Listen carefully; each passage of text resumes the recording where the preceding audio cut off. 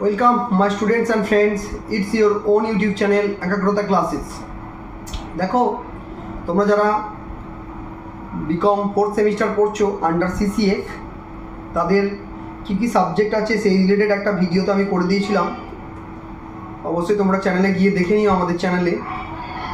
তো তার মধ্যে অন্যতম ইম্পর্টেন্ট একটা যে সাবজেক্ট ছিল ফিনান্সিয়াল অ্যাকাউন্টিং 2, অর্থাৎ ফিনান্সিয়াল অ্যাকাউন্টিং 1টা তোমরা সেমিস্টার 1-এ শিখেছিলে। সেমিস্টার 2 অ্যান্ড সেমিস্টার 3 পরপর দুটো সেমিস্টারে তোমরা যথারীতি কস্ট অ্যাকাউন্টিং 1, কস্ট অ্যাকাউন্টিং 2 পড়েছো এবং সেমিস্টার 3তে তোমরা ডাইরেক্ট ট্যাক্স 1টা পড়েছো।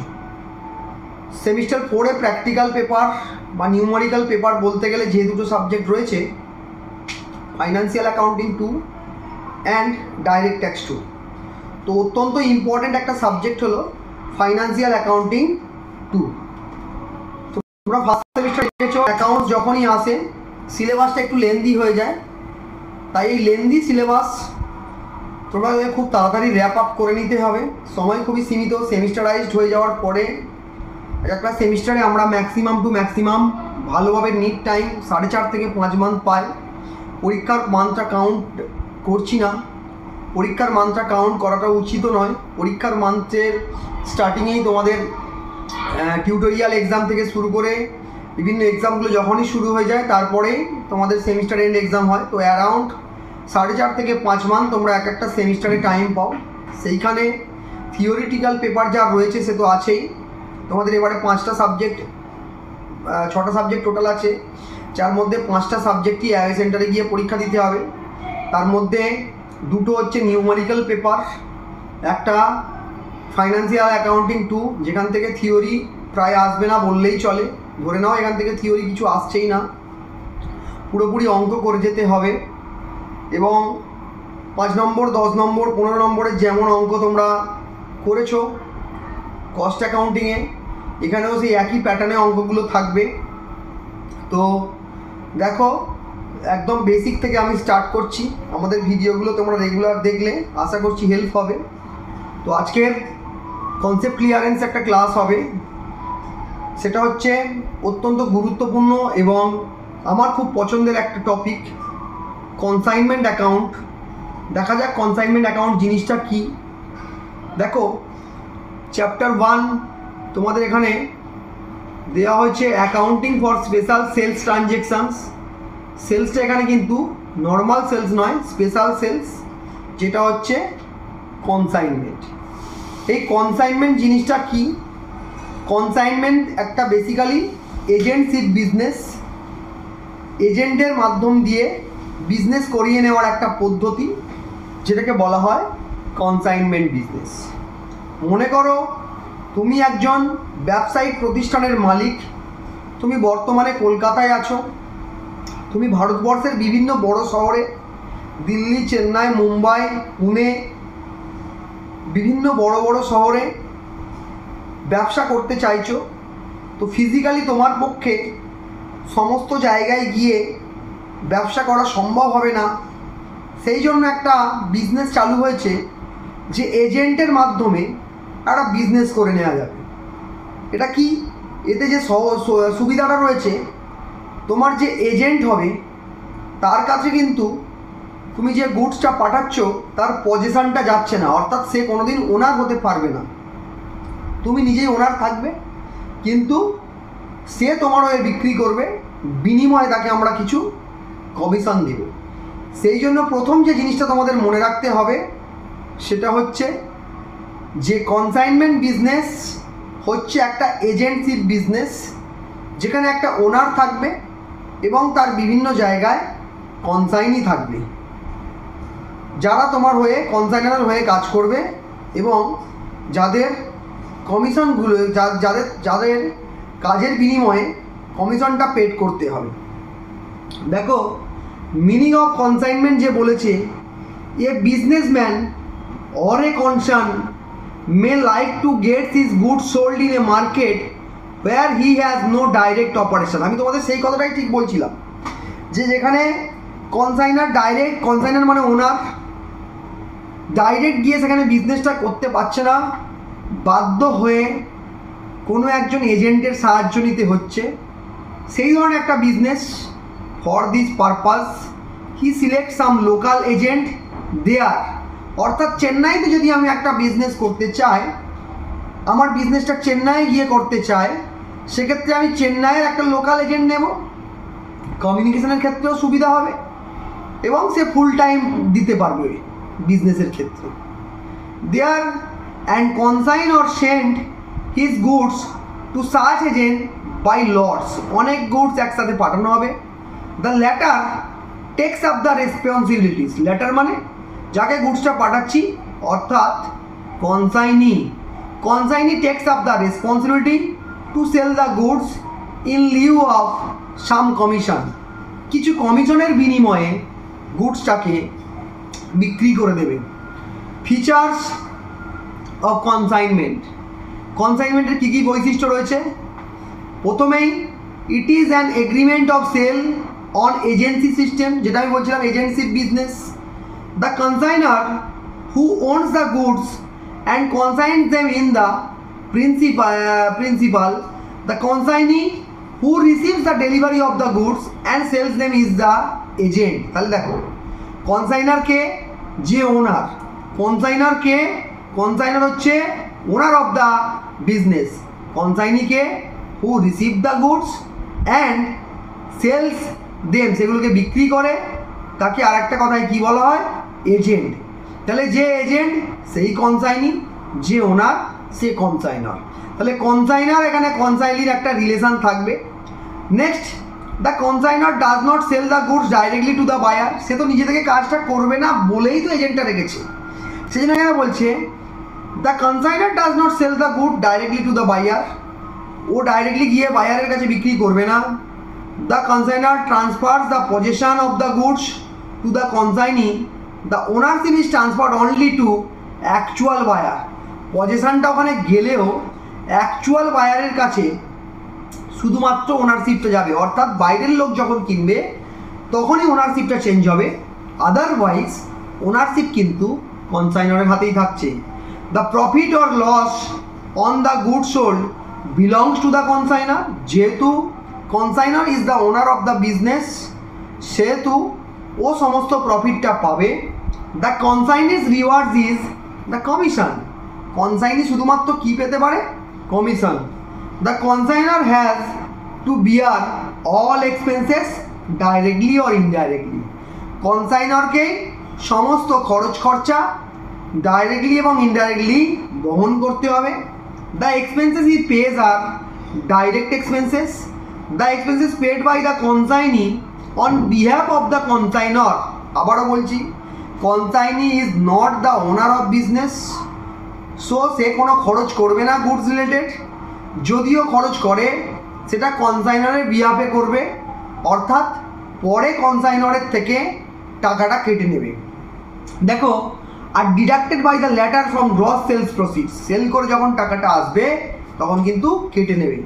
So this are indirect expenses of the consignor, এগুলো হচ্ছে কনসাইনরের ইনডাইরেক্ট এক্সপেন্সেস যেগুলো কনসাইনি বহন করছে। দেখো কনসাইনর কনসাইনি কী জিনিস আগেই বলে দিয়েছি, তোমরা আর একবার পড়ে নেও। কনসাইনার হচ্ছে প্রিন্সিপাল, ওনার, কনসাইনি এজেন্ট, ও শুধু কমিশন পায় আর ওর কাজ বিক্রি করা। নেক্সট আমরা চলে আসছি proforma invoice, it is a statement, দেখো প্রোফর্মা ইনভয়েস কি? It is a statement sent by the consignor to the consignee along with goods consigned, মানে কনসাইনিকে যে স্টেটমেন্টটা পাঠায় সেটাকে বলা হয় প্রোফর্মা ইনভয়েস, যার মধ্যে গুডস রিলেটেড কথা লেখা থাকে। It is not an invoice but it's look like an invoice, it contains the description of the goods and it may also contain stipulation regarding the minimum sale price to be noted by the consignee. Account sales, it is sent by the consignee to the consignor. It is periodical post sale statement. It shows the detail of goods sold, gross sales proceeds, expenses of the consignee deducted from gross sales proceeds, the commission charged by the consignee and the net sales proceeds. It is not an account but it is a statement only. দেখো দুটো জিনিসের সম্পর্কে তোমরা অবগত হলে, proforma invoice কে কাকে পাঠাচ্ছে? Proforma invoice পাঠাচ্ছে কনসাইনর টু কনসাইনি। দেখো কনসাইনর টু কনসাইনি যে জিনিসটা যাচ্ছে সেটাকে বলবো প্রোফর্মা ইনভয়েস। আর অ্যাকাউন্ট সেলসটা রিভার্স হচ্ছে, কনসাইনি টু কনসাইনি থেকে চলে আসছে কনসাইনর, এটাকে আমরা কি বলবো? Account sales. তাহলে ইনভয়েস প্রায় প্রোফর্মা ইনভয়েস কনসাইনরের কাছ থেকে কনসাইনির কাছে যায়, যেটাতে গুডস রিলেটেড বিভিন্ন ডেসক্রিপশান থাকে। আর কনসাইনির কাছ থেকে কনসাইনরের কাছে যে জিনিসটা আসে তাকে বলে অ্যাকাউন্ট সেলস, যার মধ্যে কত কোয়ান্টিটি গুডস বিক্রি হয়েছে, কত এক্সপেন্সেস কনসাইনর কেটে নিয়ে কনসাইনরের জন্য কত মানে কনসাইনি যে এক্সপেন্সেস করেছিল সেটা ওই সেলস থেকে কত টাকা কেটেছে এবং কত কমিশন পাচ্ছে সেগুলো সব ডিটেলস লেখা থাকে, তাকে আমরা বলবো অ্যাকাউন্ট সেলস। তারপরে দেখো লস অফ গুডস। লসকে বেসিক্যালি আমরা দুটো ভাগে ভাগ করি, একটা নর্মাল লস, একটা অ্যাবনর্মাল লস। অ্যাবনর্মাল লস, তো নর্মাল লস আর অ্যাবনর্মাল লস কী জিনিস? যে লসটা তুমি চাইলেও কন্ট্রোল করতে পারবে না তাকে বলে normal loss, which occurs by natural causes or due to inherent nature of the goods. যেমন দেখো leakage, dusting, evaporation, drying etcetera. It is also called potential, natural or unavoidable loss. যে লসটা তুমি চাইলেও কন্ট্রোল করতে পারবে না, বন্ধ করতে পারবে না, তাকে বলা হবে নর্মাল লস। আর অ্যাবনর্মাল লস, যে লসটা তুমি চাইলে বন্ধ করে দিতে পারো, আটকাতে পারো, লস হওয়ার হাত থেকে প্রোটেক্ট করতে পারো, সেটাকে বলা হবে অ্যাবনর্মাল লস। দেখো when a loss of goods is caused by external reasons, it is called abnormal loss. Example of such losses are loss by fire, accident of railway or other carriage, drawing of ship, theft, etc. Usually such losses are the result of negligence of accidents. অর্থাৎ আমাদের বিজনেসম্যানের কোনো negligence ছিল যার কারণে কিন্তু এই লসগুলো হয়েছে, আমরা চাইলেই এই লসটাকে আটকাতে পারি। So these are also called avoidable loss. তাহলে অ্যাভয়েডেবল লস মানে যে লসটা চাইলে আমরা অ্যাভয়েড করতে পারি সেই লসটাকে বলা হয় অ্যাভয়েডেবল লস এবং অ্যাবনর্মাল লস। আর যে লসটা চাইলেও আমরা অ্যাভয়েড করতে পারি না তাকে বলা হয় নর্মাল লস। নর্মাল লসের জন্য কোনো ট্রিটমেন্ট করতে হয় না, একটা ছোট্ট আনসোল স্টকে ট্রিটমেন্ট হয়, যখন আমি প্র্যাকটিস করাবো অঙ্ক তখন শেখাবো। কমিশন, দেখো কনসাইনর যে কাজটা কনসাইনি যে কনসাইনরের হয়ে কাজটা করবে তার কিসের জন্য সে কাজটা করবে, তার বিনিময়ে সে কী পাবে? কমিশন পাবে। এখানে কমিশনটাকে তিনটে ভাগে ভাগ করা হয়েছে, ordinary commission, del credere commission, special or overriding commission. Ordinary commission মানে ক্যালকুলেট, যেটা তোমার সাধারণত সেল করলে যে কমিশনটা পায় তাকে বলা হবে অর্ডিনারি কমিশন। এগুলো সব সেলসের ওপরে পার্সেন্টেজ করতে হয়। দেখো ডেলক্রেডিয়ার কমিশন জিনিসটা কি সেটা একটু তোমাদের বুঝিয়ে দিই। ডেলক্রেডিয়ার কমিশনটা হলো কনসাইনার কনসাইনিকে যখন ডেলক্রেডিয়ার কমিশন দিচ্ছে, তার মানে যদি কোনো ক্রেডিট সেলস হয় এবং তার কারণে যদি কোনো ব্যাড ডেট হয়, সেই ব্যাড ডেটের টাকাটা বা ব্যাড ডেটের জন্য যে লসটা হবে সেই লসটা পুরোপুরি কনসাইনিকে বহন করতে হবে। অর্থাৎ কনসাইনার কনসাইনিকে যখন ডেলক্রেডিয়ার কমিশন দিচ্ছে, তার মানে যদি কোনো রকম লস হয় ব্যাড ডেট জনিত, সেই লসটা তাকে বহন করার জন্য দিচ্ছে। লাস্ট দেখো স্পেশাল অর ওভাররাইডিং কমিশন যেটা রয়েছে, generally paid to the consignee after being calculated. দেখো এগুলো সাধারণত যেটা নর্মাল সেলিং প্রাইস কনসাইনিকে একটা সেট করে দেয়, তার ওপরে যখন সেই প্রাইসের ওপরে যখন কোনো সেলিং প্রাইসটা হয় সেক্ষেত্রে ওটা তোমার ওভাররাইডিং কমিশন দেওয়া হয়। অর্থাৎ যেটা ইনভয়েস প্রাইস বা যেটাতে সেলিং প্রাইস থাকে তার থেকেও বেশি দামে যদি কনসাইনি বিক্রি করতে পারে, তখন যে এক্সট্রা একটা কমিশন দেওয়া হয় সেটাকে বলা হয় স্পেশাল কমিশন। নেক্সট চলে আসি, দেখো নেক্সট তোমাদের ভ্যালুয়েশন অফ স্টক অঙ্ক করানোর সময় শেখাবো। বেশ কয়েকটা জার্নাল আছে, জার্নালগুলো ভালো করে তোমরা পড়ে নিও। অঙ্ক করানোর আগে আরেকবার আমি জার্নালগুলো ডিসকাস করে দিয়ে তারপরে কিন্তু তোমাদের আমি অঙ্ক স্টার্ট করব। নেক্সট দেখো, হ্যাঁ এই জার্নালগুলোও পড়ে নিতে হবে।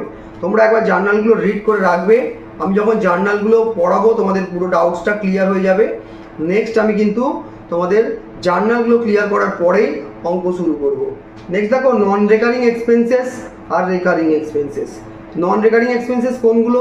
দেখো কনসাইনারের গোডাউন থেকে কনসাইনির গোডাউন অবধি গুডসটা পৌঁছানো পর্যন্ত যাবতীয় যা কিছু খরচ হয় সেটাকে বলা হয় নন রেকারিং এক্সপেন্সেস।